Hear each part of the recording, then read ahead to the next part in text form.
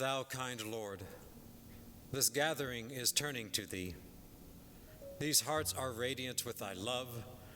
These minds and spirits are exhilarated by the message of thy glad tidings. O God, let this American democracy become glorious in spiritual degrees, even as it has aspired to material degrees, and render this just government victorious. Confirm this revered nation to upraise the standard of the oneness of humanity, to promulgate the most great peace, to become thereby most glorious and praiseworthy among all nations of the world. O God, this American nation is worthy of thy favors and is deserving of thy mercy. Make it precious and near to thee through thy bounty and bestowal. O Allah, خداوندان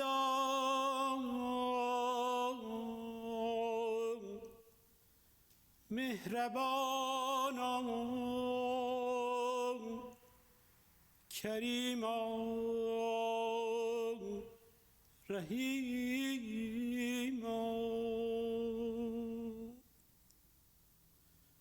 ما بندگان آستان توییم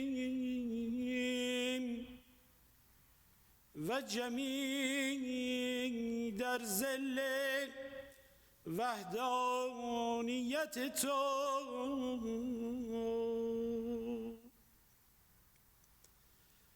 آفتاب رحمتت بر کل مشرق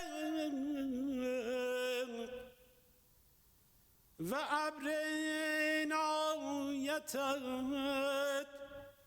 بر کل می بارد. الطافت شامل کل است و فضلت رازق کل. جمیع را محافظ فرمایی و کل را به نظر مکرمت منظور داری. ای پروردگار، الطاف بی پایان شامل کن، نور هدایت برافروز،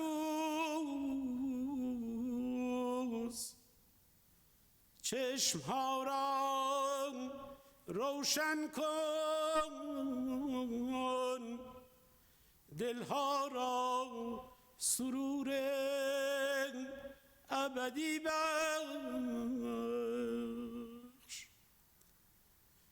نفوس را روح تازه ده و حیات ابدی احسان فرمان. ابواب عرفان بگشا، نور ایمان تابان نما. در ظل عنایتت کل را متحد کن و جمیع را متفق فرما، تا جمیع انوار یک شمس شوند، امواج یک دریا گردند، اسمار یک شجر شوند، از یک چشمه نوشند و از یک نسیم به اهتزاز آیند، از یک انوار اقتباس نمایند. تویی دهنده و بخشنده و توانا، این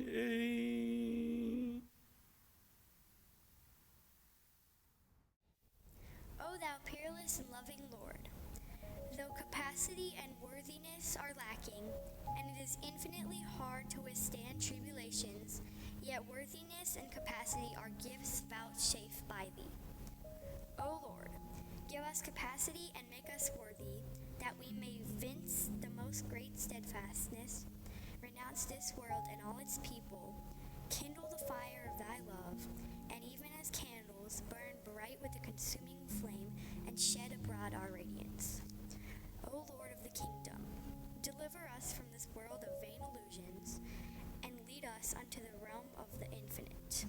Suffer us to be wholly freed from this nether life, and cause us to be blessed with the bountiful gifts of the kingdom. Release us from this world of nothingness that bears semblance of reality, and confer upon us life everlasting. Bestow on us joy and delight, and favor us with gladness and contentment. Comfort our hearts, and grant peace and tranquility to our souls, so that upon ascending unto thy kingdom we may attain thy presence and may rejoice in the realms above. Thou art the giver, the bestower, the Almighty. Today is the day for steadfastness and constancy. Blessed are they that stand firm and immovable as the rock, and brave the storm and stress of this tempestuous hour. They verily shall be the recipients of God's grace. They verily shall receive his divine assistance and shall be truly victorious. They shall shine amidst mankind with a radiance, which the dwellers of the pavilion of glory laud and magnify. My God, whom I worship and adore, we the children of the earth are poor and needy. We sorely need thy wealth of love. Let thy compassion reign on us, we do beseech thee. Thou art the mighty and the powerful. Thou art the strength of love and mercy to the weak. Thou art the table of bounty set for all. O God, unite the hearts of men while yet we speak. O God, who made humanity from a single mold of clay, and let us grow to fill this planet Earth, we pray thee, let humanity be one again today, and return us to the oneness of our birth. Thou art the mighty and the powerful. Thou art the strength of love and mercy to the weak. Thou art the table of bounty set for all. O God, unite the hearts of men while yet we speak. O God, raise aloft the banner of the oneness of mankind, and cause the hate and loneliness to cease. O God, melt our hearts together and illuminate our minds, and establish for this world the most great peace. Thou art the mighty and the powerful. Thou art the strength of love and mercy to the weak. Thou art the table of bounty set for all. O God, unite the hearts of men while yet we speak. O God, unite the hearts of men while yet we speak. O divine providence, awake me and make me conscious. Cause me to be detached from all else save thee, and captivate me by the love of thy beauty. Waft upon me the breath of the Holy Spirit, and suffer me to hearken the call of the Abdu'l-Baha kingdom. Bestow upon me heavenly power and kindle the lamp of the Spirit within the innermost chamber of my heart. Release me from every bond and deliver me from every attachment, that I may cherish no desire except thy good pleasure. Seek not besides thy countenance, and tread no path other than thy path. Grant that I may enable the heedless to become mindful and the slumberers to awaken, that I may prefer the water of life to those who are sore athirst, and bring divine healing to those who are sick and ailing. Thou, I am lonely, abased, and poor, yet thou art my haven and my refuge, my supporter and my hope. Send down thine aid in such wise that all may be astounded. O God, thou art verily the Almighty, the most powerful, the giver, the bestower, and the all-seeing. O thou most glorious Lord, make this little maidservant of thine blessed and happy. Cause her to be cherished at the threshold of thy oneness, and let her drink deep from the cup of thy love, so that she may be filled with rapture and ecstasy and diffuse sweet scented fragrance. Thou art the mighty and the powerful, and thou art the all-knowing, the all-seeing.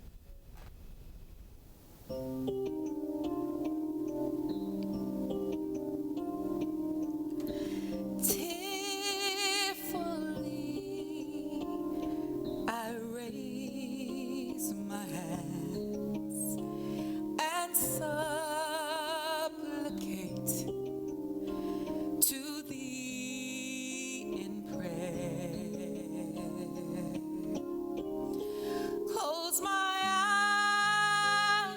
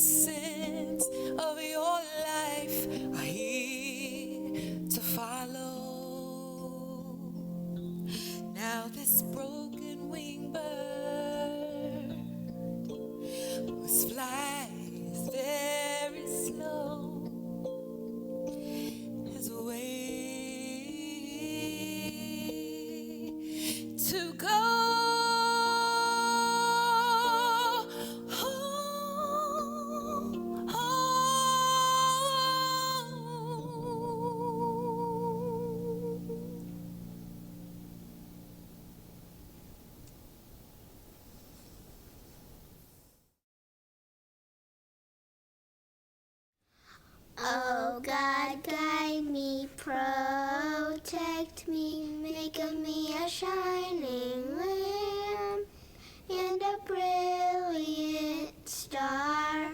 Thou art the mighty and the powerful, Abdu'l-Baha, Abdu'l-Baha. That was beautiful, girls. You know, Abdu'l-Baha always said that a wondrous melody is like wings for the spirit and maketh the soul to tremble for joy. I'm trembling with joy right now. We never get to stay up this late after midnight. Yes, and I'm glad you took a nap today so we could share this very special holy moment together. Let me explain why this approaching moment is special.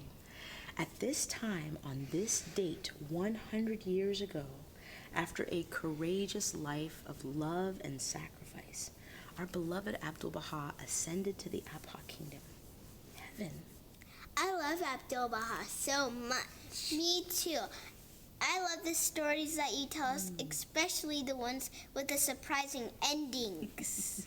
You mean when he decided to do or say the one thing that no one expected? The one thing that that person or group needed? How he created that one special moment to teach people how to behave like true Baha'is? Yes, I love those stories. Let me tell you a story about how Abdu'l-Baha surprised Mr. Robert Turner. Just imagine what Mr. Turner experienced in 1899. He was a former slave and was a servant accompanying Baha'is when he met with Abdu'l-Baha in Haifa, Israel. You see, when Abdu'l-Baha so boldly opened the door for Robert Turner to join America's other Baha'is on the first pilgrimage, he modeled how Baha'is should act towards all members of the human race. Abdu'l-Baha said Mr. Turner's steadfastness in our faith would be the door through which an entire race would enter the kingdom. And just 10 years later, Mr. Gregory walked through that door. Can you imagine what it would have been like to be one of the first to answer Abdu'l-Baha's fearless call for race unity in America in 1912? Bewildered we are and passion-tossed, mad with the madness of a mobbed and mocked and murdered people. Straining at the arm post of thy throne, we raise our shackled hands and charge thee, God. By the bones of our stolen fathers, by the tears of our dead mothers, by the very blood of our crucified Christ, what meaneth this? Tell us the plan, give us the sign, whisper, speak, call, great God. For thy silence is white terror to our hearts. The way, O God, show us the way and point us the path. When W.E.B. Du Bois penned this tragic prayer, America was in the midst of an epic battle for its soul. This particular prayer and tearful plea, which I've prayed many times, was delivered after the Atlanta race riot, which took place the summer of 1906. Riots of this sort were commonplace throughout the South as whites sought to push back against a newly emancipated and emerging class of black workers. This was my world. I am Louis Gregory. I was born in Charleston, South Carolina on June 6, 1874, during the era of Reconstruction. I grew up in the Jim Crow South. In the decade prior to my entering this world, America had embarked on a new path towards equality. After emancipation, we witnessed the passage of the 13th, 14th, and 15th Amendments, abolishing slavery, providing protection for the civil rights of blacks, and guaranteeing our citizenship and equality and barring voter discrimination based upon race. We witnessed the passage of 2 Civil Rights Acts, one granting us the privileges of American citizenship and prohibiting our exclusion from juries and public accommodations. This progress was quickly rebuffed by the Compromise of 1877, thanks to President Rutherford B. Hayes pulling the troops out of the South. This political act launched an era of Jim Crow lawlessness in which both the South and North colluded in eroding the fragile civil liberties of black communities that lasted nearly 100 years. Mine was a world where a misplaced glance or misunderstood gesture could bring a swift and undeserved punishment. One could have no misgivings or delusion about life in this place. The South was violent and dangerous for black men and women. Outright lawlessness defined the times in the post-Civil War South, where blacks had no rights that whites were bound to respect, even though laws were passed that said that they must. Just like most African Americans at this time, I still had to live beneath the shadow of the slavery system. It was all around me and literally flowed through everyone's veins. Both my mother and grandmother had been slaves on the Dargan plantation in Darlington, South Carolina. The strictures of class and race were enforced by extreme means. I remember my grandmother's account of how the Ku Klux Klan had taken my grandfather's life simply because he had become a prosperous blacksmith. In this environment, even the slightest evidence of material success by a black person after the Civil War was seen as an affront to the white power structure. And even with all of the tragedy that she faced, my grandmother managed to plant in me the lights of love and justice before sending me off into the world. I truly believe that she prepared me for my encounter with the Bahá'í Faith and for the challenge that I would eventually receive from Abdu'l-Bahá. I first became aware of the Bahá'í Faith from a colleague, Thomas Gibbs, a Southern white man who was quite insistent that I attend a gathering he had heard about. I will admit, I had no inclination to investigate religion as a viable remedy for what black Americans were experiencing.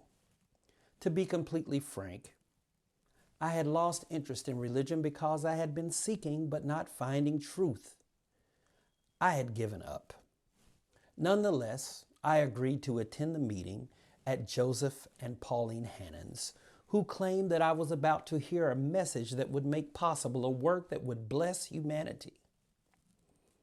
I found myself intrigued and challenged by this great claim, for I was a black son of the South who was reared in the volatile and capricious environment of Jim Crow. I know how stubborn and intractable racism can be. However, I would eventually accept this challenge and begin to investigate the faith for myself. What I found in these gatherings was a very unusual kindness that lifted my mental veils and my spirit, and that finally culminated in my acceptance of the great truths of the Baha'i revelation. These gatherings gave me an entirely new conception of Christianity and of all religion, and changed my whole nature for the better.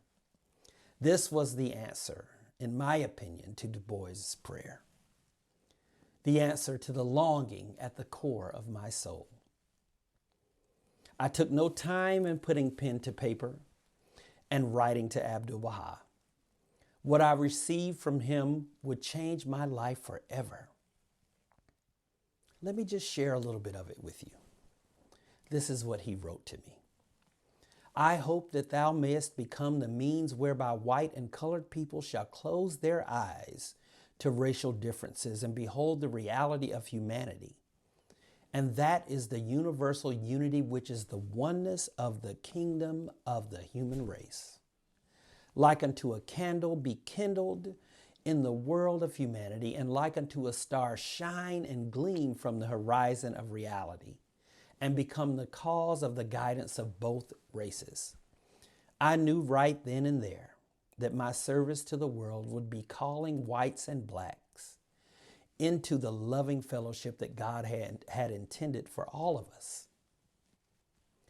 This mission was not without its challenges, the greatest of which was possibly a Baha'i community not fully embracing of the far-reaching implications of the revelation. I was asked about our community when I was honored to meet the Master in the Holy Land in 1911. His question made me smile. I at once felt my inquirer, although he had not yet visited America, knew more of conditions than I could ever know. I told him that sentiments ranged from hopeful to despondent, but that there were a number of earnest souls who deeply desired the unity of the races. He told me that it would be done. I remember bearing witness to this as I watched him model race amity as only the perfect exemplar could during his visit in 1912. Abdu'l-Baha was a great teacher, and everything he did was meaningful. I remember fondly one occasion in Washington, D.C. when he demonstrated what the power of justice and love could do. The Persian embassy in the city had arranged a luncheon in his honor. Their guest list included members of the social and political elite in the capital, as well as a number of Baha'is. I had been invited to visit the master, but was quite surprised at the time scheduled for the visit, as I knew the luncheon plans. But when the master extends an invite, naturally one must arrive on time. Their conference seemed to go on and on, as if indeed the master seemed to be prolonging it deliberately. Eventually, the butler announced that lunch was being served. Abdu'l-Baha led the way and the invited guest followed close behind. It just so happened that I had not been on the luncheon list, so naturally I had remained behind. I was quite confused. Should I leave or wait for Abdu'l-Baha to return? The guests were seated when suddenly the honored guest arose, looked around, and then asked in English, "Where is my friend Mr. Gregory?" adding, "My friend Mr. Gregory must lunch with me." The convener of the conference rushed to find me.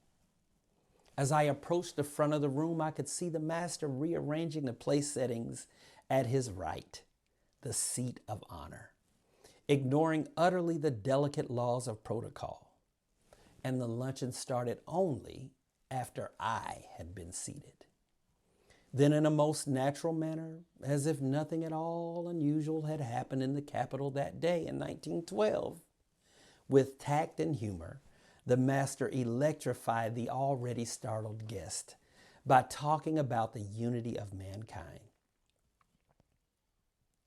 How significant these grand gestures were to those of us who had been taunted and teased with promises of equality and freedom. He modeled racial unity, not just for the black people present, but especially for these mainly wealthy white Baha'is, to prepare them for the coming kingdom. He elevated all of our station, but particularly our station, to the pupil of the eye, and proclaimed a more expansive purpose for black people, a new destiny which centered around more than just being seen or acknowledged.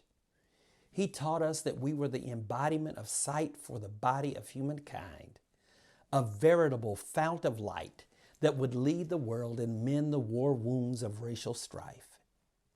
Yes, we worked hard for justice in our country.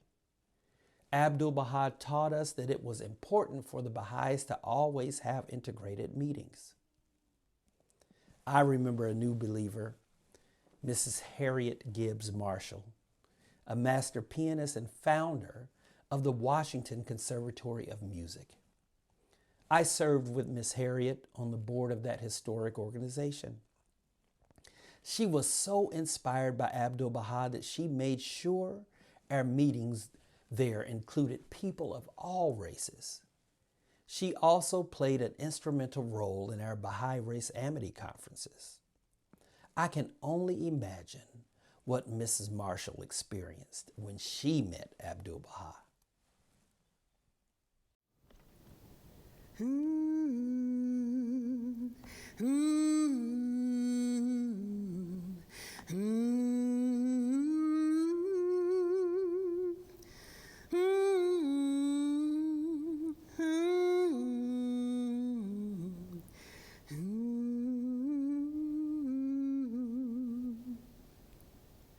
I met Abdu'l-Baha when he visited Washington in 1912.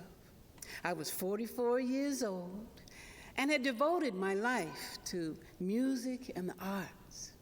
My life's vision was to build organizations and schools to educate and uplift my people and our great music.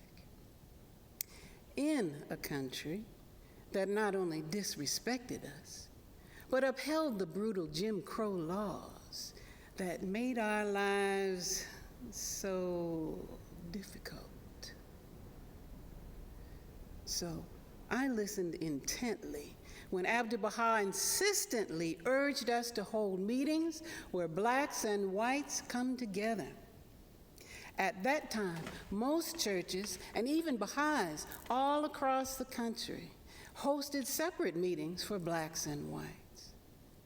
He made it clear over and over again how important it was for us to gather with people of all races in the spirit of utmost friendliness and joy.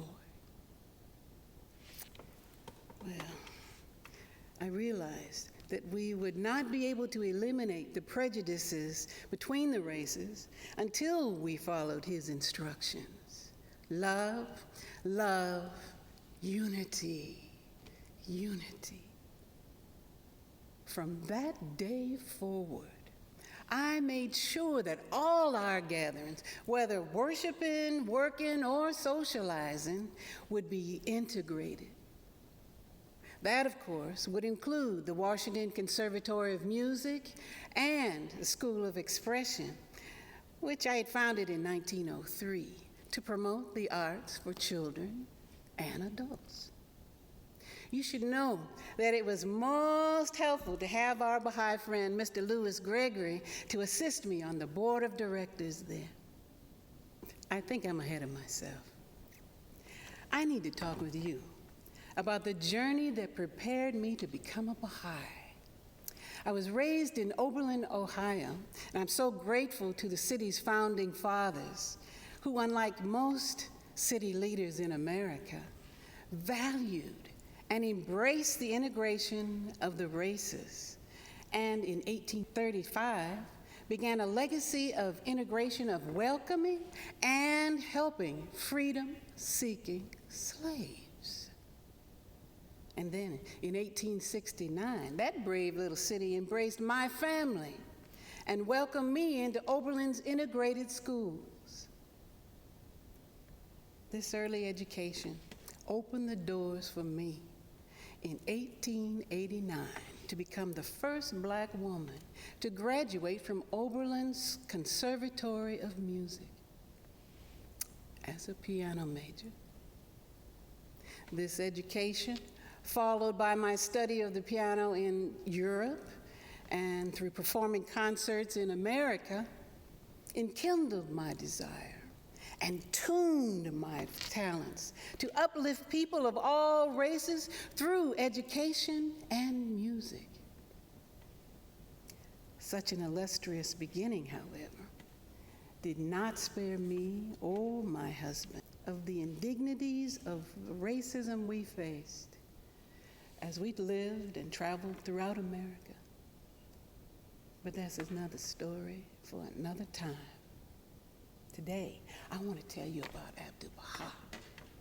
When I heard Abdu'l-Baha's inspiring message of the oneness of humanity, I was emboldened by his words and actions. I immediately embraced his cause, that of his father, Bahá'u'lláh. In spite of being persecuted and exiled and imprisoned over 50 of his 65 years, Abdu'l-Baha still uttered bold words of unity and love. Words like, quote unquote, the diversity of the human family should be the cause of love and harmony, as it is in music, where many different notes blend together in the making of a perfect chord. When I heard these words, I felt like God had sent me the orchestral score of my life, past, present, and future, all designed for the cause of God. For my whole life, I had been guided to this vision, a vision of God's perfect chord of unity, love, and justice. To now hear that vision manifested in the courageous words and actions of Abdu'l-Baha, my fervent prayers had been answered. I knew now that my passions, all my passions, music, love, justice, and unity, had all been and will always be the fingers of God's directing humanity's greatest performance, the unity of the human race. His brave actions, decisive and surprising, with a singularity of purpose, declared that now is the time to break down the walls that keep us apart so we can build one home for our human family. For me, Abdu'l-Baha's call to unity remind me of an old beloved spiritual. Swing low, sweet chariot, coming for to carry me home. The melody was actually a signal to the slaves that the time to escape had arrived, the time to board the Underground Railroad, that sweet chariot to the new home had arrived, and to a life of freedom we would go. Now it's time to board our sweet chariot of faith and carry us all to a new home where justice and love have uprooted prejudice and racism, where God has directed hearts and souls to build his kingdom on earth, our home. Swing low, sweet chariot, coming for to carry me home. Swing low, sweet chariot, coming for to carry me home. Swing low, sweet chariot, come for carry me home. Swing low, sweet chariot, come for carry me home. What a powerful song. I'm so glad we took a moment to remember how Abdu'l-Baha's choices always inspired courage and unity. Mr. Turner, Mr. Gregory, Miss Marshall were all uplifted and enkindled by their experiences with him. Yes, and it's almost time to honor his fearless life of unity with the tablet of visitation. We will be in unity with Baha'is all over the world, intoning this prayer at the same moment. Can you imagine Abdu'l-Baha hearing this in the Abha Kingdom? Oh, voices from every corner of the world, wondrous chants and melodies. Like wings for his spirit, making his soul tremble for joy.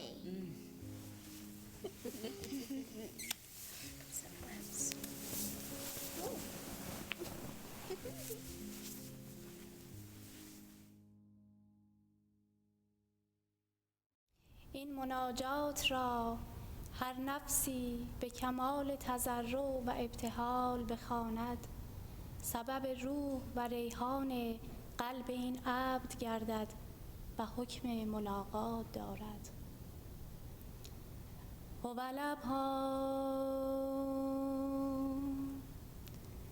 الهی الهی انی ابسط الیک اکف تضرع و تبتل و الابتهال. وأغفر وجهي بتراب عتبة تقدست عن إدراك أهل الحقائق ونوت من أولي الألباب أن تنظر إلى عبدك خاضع خاشع به باب احدیتک به لحظات اعیان رحمانیتک و تغمره فی بهار رحمت صمدانیتک ای رب انه عبدک البائس الفقیر و رقیقک سائل المتضرع اسیر مبتهلون الیک متوکلون علیک متضرعون بین یدیک و ینادیک و یناجیک و یقول رب ایدنی علی خدمت احبائک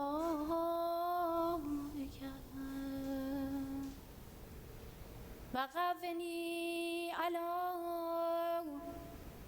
عبودیت حضرت احدیتک و نور جبینی به انوار تعبد فی ساحت قدسک و تبتل اله ملکوت عظمتک و حققنی بالفنا فی فناء باب الوهیتک و اعنی علی المواظبت علی الانعدام فی رهبت ربوبیتک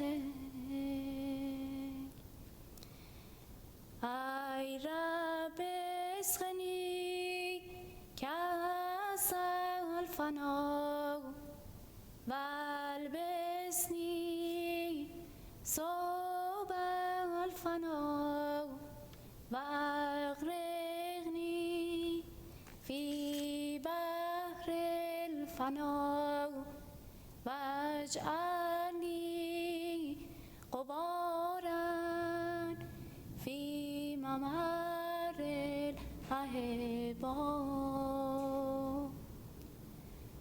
و اجعلنی فداء للارض التي وطأتها اقدام الأصفیاء فی سبیلک یا رب العزة والعلا إنك أنت الكريم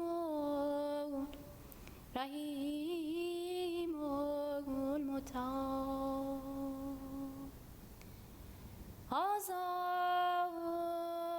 ما يناديك به ذلك العبد في البكور والآصال ای رب حقق آماله و نور اسراره و اشرح صدره و اوقد مصباحه في خدمت امرك و عبادك انك انت الكريم الرحيم المتعال وإنك أنت العزيز الرؤوف